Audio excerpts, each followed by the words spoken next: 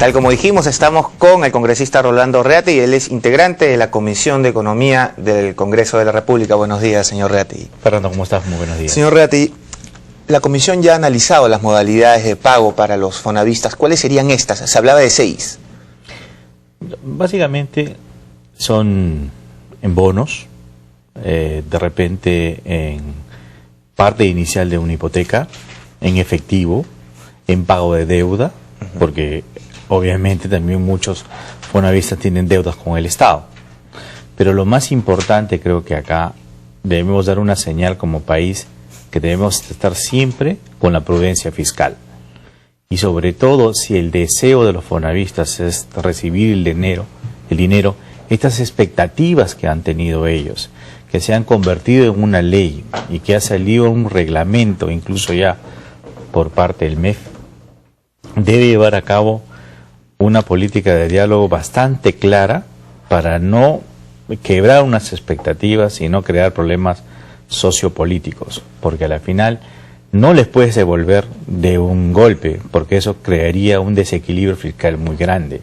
Tendría que hacer poco a poco y ver, y sobre todo como Estado, como Perú, deberíamos todos nosotros hacer un esfuerzo extraordinario por decir, ok, ¿a dónde va a ir ese consumo? ¿A dónde va a ir este dinero? ¿Al consumo o a la inversión? Si va a la inversión, va a crear nuevos puestos de trabajo, más empleo, que es ahora lo que necesitamos, esto con suma urgencia. Si va solamente al consumo, va a irse obviamente a incrementar, obviamente tiene un lado negativo, ¿no? El lado negativo, más inflación, más presión para que la presión inflacionaria venga al país. Por eso hay que tener suma prudencia, y la prudencia fiscal se debe debatir, es una de las reformas que el Perú debe hacer. Nosotros hemos presentado justamente un proyecto de ley para que la prudencia fiscal, y sobre todo se castigue a las autoridades del MEF y de las autoridades regionales o locales, para que no vayan más allá de un déficit fiscal que no permita que las cuentas fiscales y las cuentas de todos los peruanos estén siempre en rojo, sino que tengamos la capacidad de tener un colchón para que la economía peruana pueda caminar más y más, ¿no? ¿Cuándo finalmente puede, qué se va a hacer con esas recomendaciones? ¿Van a ir al Pleno? ¿Se van a presentar al MEF para que el MEF las discuta, las vea, las analice? ¿Cuál es el siguiente paso? En realidad, con el reglamento que salió, incluso estaba por vía internet,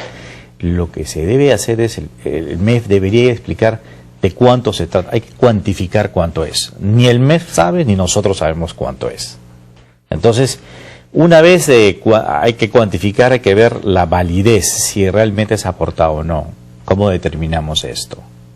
Entonces, hay una serie de procedimientos que todavía están oscuros o no están claros, pero que hay que devolver, sí. ¿Cómo?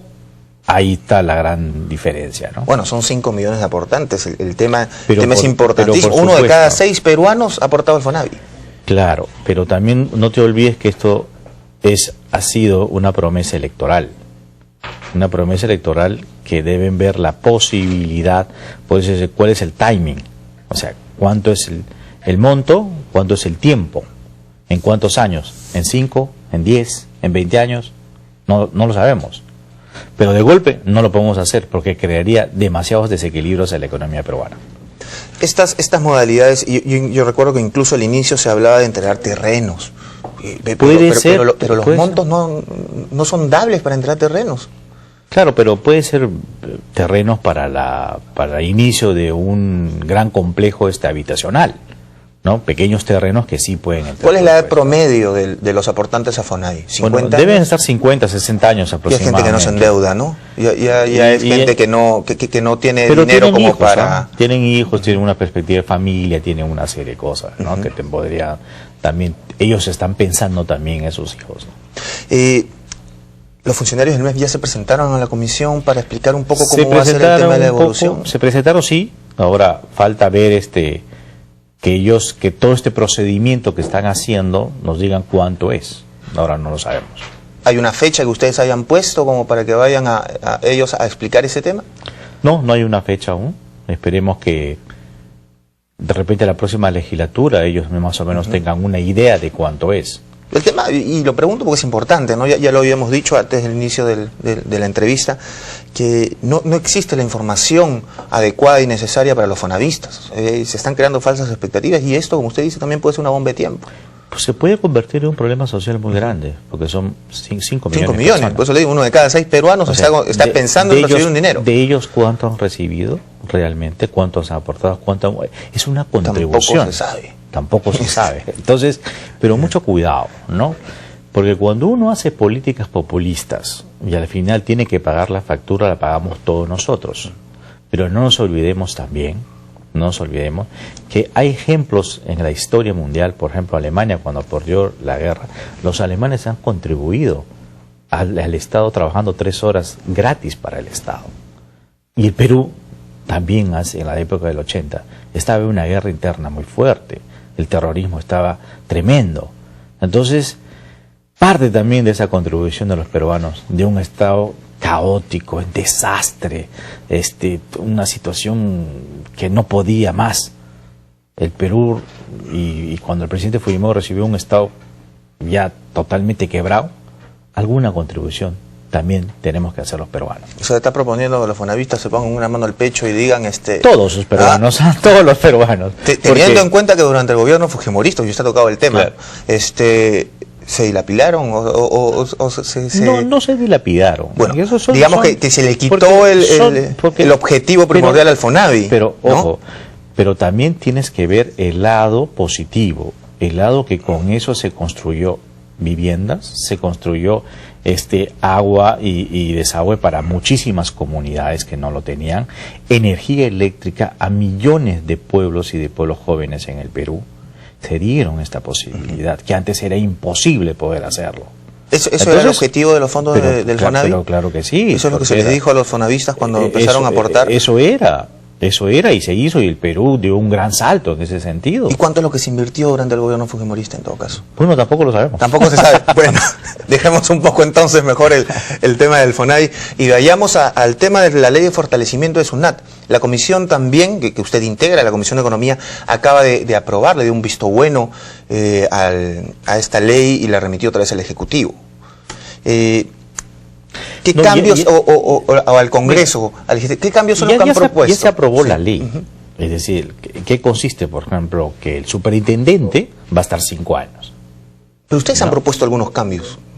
La comisión ha propuesto cambios. La comisión ha propuesto algunos cambios que deben, por ejemplo, y que el funcionario, el superintendente, debe ir el 30 de agosto a ver cuáles han sido los resultados del primer año de gestión, por ejemplo, en cuántos puntos porcentuales ha subido la presión tributaria, si has aumentado o no la base tributaria, quiénes son tus principales contribuyentes, cómo es que contribuyen, ¿no?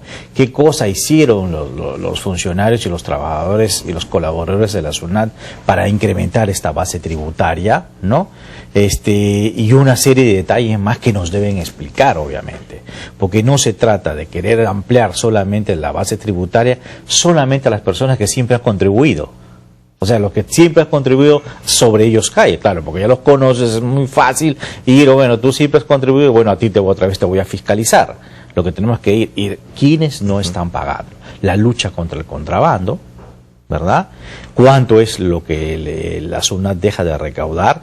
Por ejemplo, hay un contrabando enorme de combustible que llega del Ecuador y que va incluso llega hasta el oriente peruano. No vienen en cisternas, camiones en cisternas vienen de contrabando. Entonces todo esto deja de percibir recursos el Estado peruano, que son recursos importantísimos para la inversión en bienes de capital, en muchísimas cosas más que el Estado necesita para poder seguir con una senda de crecimiento que nos permita ser un país desarrollado, ¿no? El presidente del Banco Central de Reserva el fin de semana se quejó, fue muy fuerte. Él dijo que el Congreso aún no designa a los 3 directores que faltan para integrar su directorio. ¿Qué opinas al respecto? La Comisión de Economía... Qué raro que se queje, Julio. Julio, es muy difícil que se queje. Pero sí, pero también eso tiene que ser parte de un acuerdo político. O sea, ¿cuál es el acuerdo político acá? ¿Vamos a poner a una persona que por ser aliado tuyo al Banco Central de Reserva? ¿O vamos a preservar la independencia del Banco Central de Reserva? Aquí, poniendo a gente que sea transparente, capaz, ¿no? Que sea una persona que tenga suficiente capacidad profesional que permita realmente ayudar al Perú y ayudar que el Banco Central de Reserva siga siendo autónomo. 7 meses. Correcto, con un directorio incompleto, incluso. Pero sí se puede tomar porque no hay acuerdo decisiones. político. No, acuerdo político, nosotros, oye, ¿quiénes tenemos que por eso? Pongamos las fichas en la mesa, no decir, oye, estos son mis nombres, no discutamos. ¿Cuáles son los nombres del Fujimorismo? No, todavía no tenemos ninguno. Todavía no tienen. ¿Y por qué? ¿Y por qué no tenemos? ¿Y por qué no tenemos? Porque las cosas no están claras en este sentido. O sea, oye, ¿vas a poner uno tú? Nosotros ponemos a la persona que ni siquiera está vinculado a nosotros, sino por sus capacidades profesionales puedan ser capaces de dar una contribución necesaria para el país. Señor, eso es lo que queremos. Señor Ratti, para terminar, no puedo dejar de preguntarle, hoy se ve el caso Chejade en el Congreso. ¿Cuál es la postura de su partido? Bueno, Chejade no debería estar en el Congreso, esa es la postura nuestra. Marisol Perestello ha sido en el informe que hizo ha sido muy débil. Hay indicios razonables para que incluso delitos mucho más fuertes han sido dejados de lado. Y ojo, y lo han salvado. ¿Salvado por la campana? Perfecto. Muchas gracias por su participación el día de hoy. A ustedes. Eso fue todo por el día de hoy. Los dejo con los resultados de la bolsa de ayer y los precios de apertura.